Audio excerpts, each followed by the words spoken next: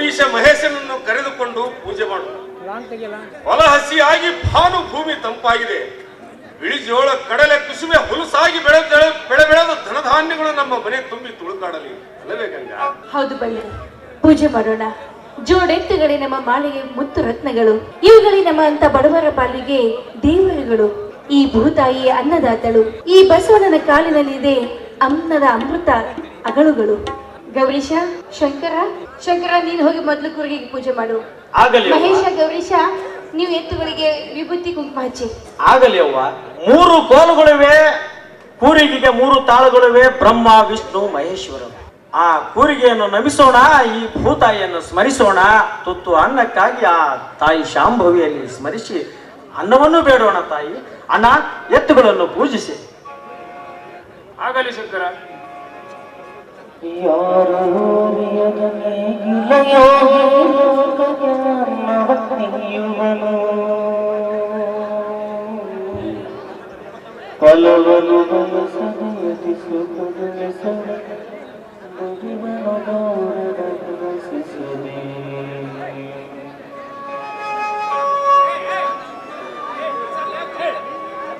ನೇಗಿಲ ಗುಲಗುಣಗಡಗಿದ ಕರ್ಮ ನೇಗಿಲ ಮೇಲೆ ನಿಂತಿದೆ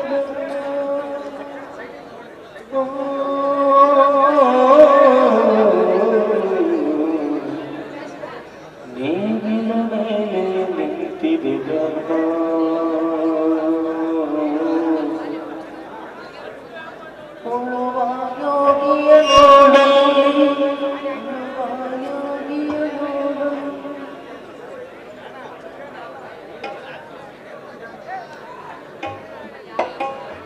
ಯೋಗಿಯ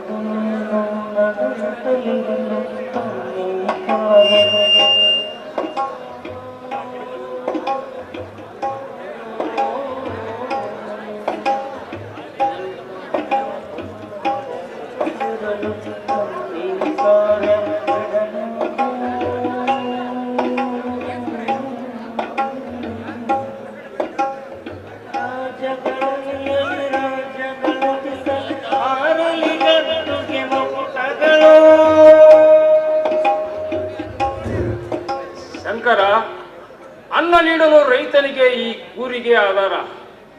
ಜೋಡೆತ್ತುಗಳೇ ರೈತನ ಮನೆತನಕ್ಕೆ ಸಿಂಗಾರ.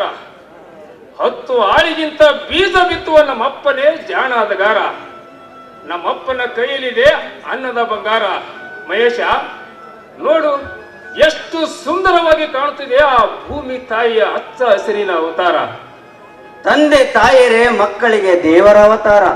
ಇವರಿಂದಲೇ ನಮ್ಮ ಬದುಕು ಉದ್ಧಾರ. ಅಪ್ಪ, ತಲೆಗೆ ರುಂಬಾಲ ಸುತ್ತು, ಅವ್ವನಿಗೆ ಉಡಿಯ ಕಟ್ಟು. ಧರ್ಮದ ಗೆರೆಗಳಲ್ಲಿ ಶಿವಶಕ್ತಿರ ನೆನೆಸುತ್ತಾ ಬೀಜಗಳನ್ನು ಬಿತ್ತು.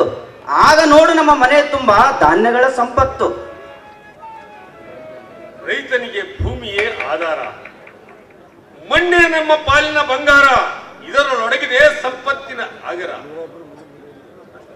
ಭೂತಾಯಿ ಕಣ್ತೆರೆದರೆ ಉಕ್ಕುವುದು ಜಲ, ಹೊರಹೊಂಬುವುದು ಹಚ್ಚ ಹಸಿರಿನ ಹೊಲಮಗ. ಸೋತಿದೆ ಎಂದು ಮೇಟಿ, ದಲ್ಲಾಳಿಗಳು ಗಳಿಸಿದರು ಕೋಟಿ ಕೋಟಿ. ಬರಲಾರದ ಮಳೆಗಳು, ಬಿತ್ತಲಾರದ ಹೊಲಗಳು, ಬರಿದಾದ ರೈತರ ಮನೆಗಳು. ರೈತರಿಗೆ ಹೆಚ್ಚಾದ ಸಾಲದ ಬಾಧೆಗಳು. ಸಾಲವನ್ನು ತೀರಿಸಕ್ಕಾಗದೆ ಮಾನಕಂಜಿ ಆತ್ಮಹತ್ಯೆಗೆ ಶರಣಾದ ಆ ರೈತ. ಇಂದು ಆ ರೈತನ ದುರಂತದ ಬದುಕುಗಳು. ಅದಕ್ಕಾಗಿ ಮಕ್ಕಳ, ನಾವಿಬ್ರು ಕೂಲಿ ಮಾಡಿ ಸಾಲ ಮಾಡಿ ನಿಮ್ಮನ್ನು ಓದಿಸ್ತಾ ಇದ್ದೀವಿ. ನೀವಿಬ್ರು ದೊಡ್ಡ ಅಧಿಕಾರಿಗಳಾಗಿ ಬರಬೇಕು, ಅದೇ ನಮ್ಮ ಆಸೆಪ್ಪ. ಒಕ್ಕಲಿಗೆ ಒಕ್ಕದಿದ್ದರೆ ಬಿಕ್ಕುವುದು ಈ ಜಗವಲ್ಲ. ಒಕ್ಕಲಿಗೆಲ್ಲ ಶ್ರೇಷ್ಠನೆಂದರು ಅಂದಿನ ಹಿರಿಯರೆಲ್ಲರೂ. ನೇಗಿಲಿ ಹಿಡಿದು ಹೊಲದಳು ದುಡಿದು ಬಿತ್ತಿ ಬೆಳೆಯುವನು ಈ ರೈತ. ಮಳೆ ಕೈ ಕೊಟ್ಟಾಗ, ಬೆಳೆ ಬಾಡಿದಾಗ ಮಾಡಿದ ಸಾಲಕ್ಕಾಗಿ ಅಳುವನು. ಅಮ್ಮ, ಕೇಳುವರಾರಮ್ಮ ಈ ರೈತನ ಗೋಳನ್ನು. ಅಮ್ಮ, ನೀನು ಹೇಳಿದಂತೆ ಚೆನ್ನಾಗಿ ಓದಿ ನೌಕರಿ ಪಡೆದು ಮಾತು ಮೀರದ ಮಕ್ಕಳಾಗಿ ಸದಾ ನಿಮ್ಮ ಸೇವೆ ಮಾಡುವೆವು. ನಿಮ್ಮ ಭರವಸೆಗಳಿಗೆ ನಾವೆಂದಿಗೂ ನಿರಾಶೆ ಮಾಡುವುದಿಲ್ಲವಮ್ಮ. ಈ ಮಾತು ಸತ್ಯವಾಗಿದೆ. ಬೆವರು ಸುರಿಸಿ ಮಣ್ಣಲ್ಲಿ ಮಿಂದೆದ್ದ ರೈತ ಇವನೇ ಜಗಕ್ಕೆ ಅನ್ನದಾತ. ಬಿಸಿಲು ಮಳೆಯಲ್ಲಿ ಬೆವರು ಮನೆಯಲ್ಲಿ ಸುಡುವ ಮಣ್ಣಲ್ಲಿ ಬಿತ್ತುವನು. ಅನ್ನ ಬೆಳೆದು ಜಗಕ್ಕೆ ನೀಡಿ ಅನ್ನದಾತನಾದನು. ಉಣ್ಣುವ ಮುನ್ನ ಎಲ್ಲರೂ ನಮಿಸಬೇಕು ಈ ರೈತನನ್ನು. ಸಾಲ ಮಾಡಿ ಬೀಜ ಬಿತ್ತಿ ಬೆಳೆಯುವವರು ನಮ್ಮ ರೈತರು. ರೈತರ ಬೆಳೆಗೆ ಬೆಲೆ ಸಿಗಲಿಲ್ಲವೆಂದರೆ ಹೇಗೆ ತಾನವು ಬದುಕುವರಪ್ಪ? ಮಾಡಿದ ಸಾಲಕ್ಕೆ ಮಾನ ಕಂಜಿ ಆತ್ಮಹತ್ಯೆ ಮಾಡಿಕೊಳ್ಳುವರು. ಕರುಣೆ ಇಲ್ಲದೆ ರೈತನನ್ನೇ ಮರೆತಿವೆ ಹಾಳು ಸರ್ಕಾರಗಳು. ರೈತರೆಲ್ಲರೂ ಒಂದಾಗಿ ಅನ್ನ ಬೆಳೆದಿದ್ದರೆ ಮಣ್ಣು ತಿನ್ನುವರು ಮಣ್ಣು. ಅದಕ್ಕಾಗಿ ನಾವೆಲ್ಲ ರೈತರು ಒಂದಾಗಬೇಕು.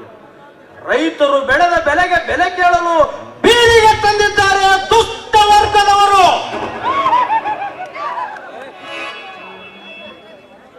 ವಿಜಯಶಂಕರ, ರೈತನಿಗೆ ಹಗಲು ರಾತ್ರಿ ಹೊತ್ತು ಗೊತ್ತಿಲ್ಲ. ಮಳೆಯಾಗಿ ಭೂಮಿ ಹಸಿಯಾಗಿ ಭೂಮಿಯಲ್ಲಿ ಹದ ಸಿಕ್ಕಾಗ ಮನೆ ಮಂದಿಯೆಲ್ಲ ಹಾಳಾಗಿ ದುಡಿದು ಅರಸರಾಗಿ ಉಣ್ಣಬೇಕು.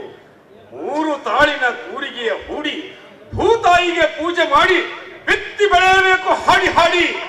ದೇಶ ಕಾಯುವವರೇ ಸೈನಿಕರು, ಅನ್ನ ಹಾಕುವವರೇ ರೈತರು, ತಂದೆ ತಾಯಿಯ ಮಾತು ಪಾಲಿಸುವವರೇ ಮಕ್ಕಳು. ಅಪ್ಪ, ತಾಯಿ ಎಂಬ ಶಬ್ದಕ್ಕೆ ಬೆಲೆ ಕಟ್ಟಲಾಗದು. ಜೋಗಳು ಹಾಡಿ ತೊಟ್ಟಿಲ ತೂಗಿದ ಈ ಕೈ ಇಡೀ ಜಗತ್ತನ್ನೇ ತೂಗುತ್ತದೆ. ಅಮ್ಮ, ನೀನೇ ನನ್ನ ತೋತಿ, ನೀನೇ ನನ್ನ ಸಾರಥಿ. ಅಪ್ಪ, ನಿಮ್ಮಿಂದಲೇ ನಮ್ಮ ಕೀರ್ತಿ. ಅಮ್ಮ, ಗುಡಿ ಇರದ ದೇವತೆ ನೀನಮ್ಮ. ನಿನ್ನ ಎದೆ ಹಾಲು ಕುಡಿದು ಮಡಿಲೋಳು ಆಡಿ ಬೆಳೆದು ನೀನು ತೋರುವ ದಾರಿಯಲ್ಲಿ ನಡೆದು ನಿನ್ನ ಪಾದ ಸೇವೆ ಮಾಡುವ ಮಕ್ಕಳು ನಾವು ಆಗುವೆವು. ನೀನೇ ನನ್ನ ಗುರು, ನೀನೇ ನನ್ನ ಇರು, ನೀನೇ ನನ್ನ ಜೀವವು. ಭೂತಾಯಿ ಅನ್ನ ಕೊಟ್ಟರೆ ನೀನು ನಮಗೆ ಜನ್ಮ ಕೊಟ್ಟ ತಾಯಿ. ನಿಮ್ಮಲ್ಲೇ ಆ ದೇವರನ್ನು ಕಾಣುವೆವು ನಾವು ತಾಯಿ. ನನ್ನ ಜೀವ ನೀನಮ್ಮ, ನನ್ನ ಪ್ರಾಣ ನೀನಮ್ಮ. ನೀ ನೀಡಿದ ಭಿಕ್ಷೆ ಈ ಜನ್ಮ. ನೀವೇ ನನ್ನ ಪಾಲಿಗೆ ದೇವರಮ್ಮ. ತಂದೆ ತಾಯಿಗಳ ಪಾದಗಳಿಗೆ ನಮಿಸಿದರೇನೆ ನಮ್ಮ ಬದುಕಿಗೆ ಸುಖವಮ್ಮ.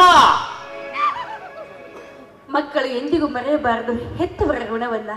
ನಿಮಗಾಗಿ ಹಗಲಿರುಳು ಶ್ರಮಿಸಿ ಹರಿಕು ಅಂಗಿ ದೋತ್ರವನ್ನ ತೊಟ್ಟು ನಿಮ್ಮ ಓದಿಗಾಗಿ ಎಷ್ಟೊಂದು ದಣಿದೇನೆ ನಿಮ್ಮಪ್ಪ. ನೀವೆಂದಿಗೂ ಮರೆಯಬಾರದು ಈ ನಿಮ್ಮ ತಂದೆಯ ತ್ಯಾಗವನ್ನ. ನೋಡಿ, ಯಾವತ್ತು ಛಲ ಬಿಡಬಾರದು. ಇನ್ನು ಎಚ್ಚರಿಕೆ ಬೆಳಿಬೇಕು ಅನ್ನುವ ಆ ಛಲ ನಿಮ್ಮಲ್ಲಿ ಇರಲಿ. ಈ ನಿಮ್ಮ ಮಾತು ಕೇಳಿ ಹಾಲು ಕುಡಿದಷ್ಟು ಸಂತೋಷವಾಯಿತು. ಕೊಟ್ಟ ಮಾತನ್ನ ಯಾವತ್ತು ತಪ್ಪದಿರಬಾರದು ಮಕ್ಕಳು. ಗಂಗಾ, ಮಾತು ಮೀರದ, ಕೊಟ್ಟ ಮಾತು ಮರೆಯದ ಮುತ್ತಿನಂತಹ ಮಕ್ಕಳನ್ನು ಹೆತ್ತಿರುವೆ. ಇವರಿಂದ ನಮ್ಮ ಮನೆಯ ಕೀರ್ತಿ ಬೆಳಗುವುದು. ಶಂಕರ, ಉತ್ತಮ ಆರಂಭ ಮಾಡು, ಬಿತ್ತಲು ಸ್ಟಾರ್ಟ್.